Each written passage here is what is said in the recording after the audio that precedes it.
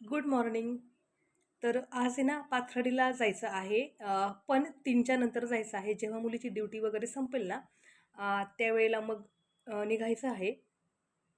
सकाळी सकाळी मुलीने ना आज दिवा लावला होता. म्हटली, "मम्मी मी इकडे आल्यापासून आहे ना शक्यतो सकाळी पण दिवा लावते." तिने अंघोळ वगैरे केली, तिचं आवरलं. दिवा वगैरे लावला, थोडासा नाश्ता वगैरे केला आणि मग ती तिच्या ड्युटीला गेली. मला तिने सांगितलं होतं, की "मला येईपर्यंत सर्व काही आवरून ठेव, मग आपण निघूयात." मग मी थोडंसं माझी अंघोळ वगैरे झाल्यानंतर अ, परत एकदा अगरबत्ती वगैरे लावली.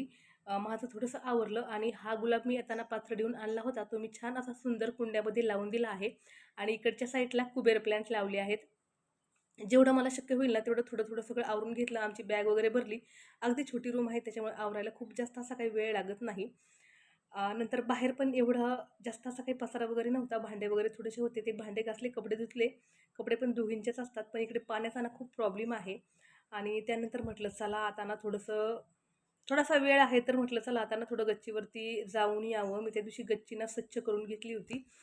जिना पण झाडून घेतला होता. इकडे खूप दिवसापासून कोणी जिना वगैरे काही झाडलेला नव्हता. त्यामुळे जिन्यावरती खूप घाण झाली होती. मी ती सर्व घाण जी आहे ना, ती सगळी स्वच्छ करून घेतली. आता तुम्ही पाहू शकता, जिना जो आहे ना, तो खूप छान सुंदर असा दिसत आहे.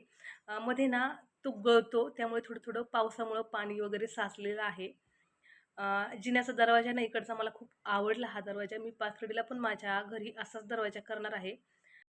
आज ना पावसाने जरा कोपरगावला सुट्टी घेतली होती. आज काही पाऊस वगैरे आला नव्हता, पण आभाळ खूप आलं होतं. ढगं ना खूप असे भरले होते पाण्याने आणि असं वाटत होतं की कोणत्याही क्षणी पाऊस येईल म्हणून. अ, मी इकडे आले की मला शूट करण्याचा मोह आवरतच नाही. असं वाटतं की नाही ही एकच क्लिप आहे, पण असं नाही. मी ती वेगवेगळ्या वेळेला शूट केलेली आहे आणि खूप इकडचं वातावरण जे आहे ना, ते खरंच खूप भारी असं आल्हाददायक आहे. फक्त गाड्यांचा आवाज येत राहतो. सकाळ, दुपार, संध्याकाळ कंटिन्यू गाड्यांचा आवाज येतच राहतो. गाड्यांचा आवाज काही केला ना कमी होत नाही इकडचा. इकडून पण हा व्ह्यू जास्त असा भारी वाटतो आणि एक गोष्ट ना माझ्या तरी निदर्शनास आली आहे, की इकडे ना खूप झाडांचं जे प्रमाण आहे ना, ते खूप जास्त आहे. मुलीला यायला जरा उशीरच झाला. जवळ-जवळ 4 वाजता आम्ही शिर्डीच्या बस स्टँडवरती आलो होतो, पण आम्हाला लवकर गाडीच मिळाली नाही आणि हा जो शूट आहे ना, तर हा श्रीरामपूरच्या बस स्टँडचा आहे. मला ना श्रीरामपूरचं बस स्टँड अजिबात आवडत नाही आणि त्यानंतर ना एकतर ना ह्या बस स्टँडवरती ना खूप घाण असं वातावरण असतं, जे ना मनाला अजिबात पटत नाही. आणि काय होतं तिथून गाड्या पण लवकर लवकर लागत नाहीत, तर कमीत कमी अर्धा ते पाऊण तास तरी तिथे स्पेंड करावाच लागतो आणि मग खूप बोर झाल्यासारखं होतं. म्हणून मग मला ना श्रीरामपूरचा बस स्टँड म्हटलं की मला ना तो प्रवासच नको वाटतो. अख्ख्या प्रवासामध्ये ना ते जे आहे ना ते मला खूप असं कंटाळवाणं वाटतं. श्रीरामपूर मधून आहे ना मग आम्हाला गाडीमध्ये जागाच भेटली नव्हती. जेव्हा आम्ही नेवाशाच्या पुढे निघालो ना, मग आम्हाला गाडीत जागा भेटली आणि मग मी परत थोडेसे शूट घ्यायला लागले. मला वाटतं जेव्हा आम्ही शेवगावला आलो ना, तेव्हा कदाचित 8:30 पावणे 9 वाजले असतील आणि आता शेवगावमधून गाडी ना पुढे निघालेली आहे. मध्ये ना मला खूप असा त्रास होत होता. मला कधी-कधी बसमध्ये बसल्यानंतर ना खरंच त्रास होतो. मग मला काही शूट वगैरे घेणं काही जमलं नाही. चला प्रवास म्हटल्यानंतर ह्या सर्व गोष्टी आल्याच. कधी सोपा, कधी थोडासा अवघड. पण प्रवास तो प्रवास असतो. जसा समोर येईल ना, तसा तो पार पाडावाच लागतो. ऑप्शन नसतो कधी-कधी आपल्याजवळ सुद्धा काही, जे आहे ते स्वीकारण्याच्या पलीकडे. तर मग अशा प्रकारे जवळ-जवळ पावणे 10 वाजता आम्ही पाथर्डीमध्ये आलो.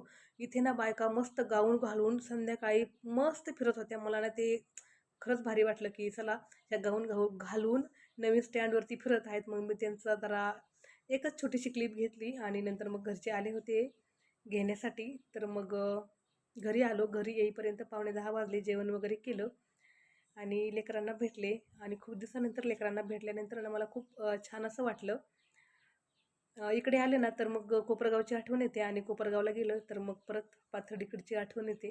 पण चला आता दोन्ही बाजू सांभाळावं तर लागणारच आहेत. काही ऑप्शन नाही. जसं लाईफ समोर येतं तसं ना आपल्याला जगावं लागतं. कधी-कधी आपल्या हातात आहे ना काही गोष्टी नसतात. त्याही ॲडजस्ट करून घ्याव्या लागतात. आजच्या दिवसाचा जो शेवट आहे ना तो काहीसा असा झाला होता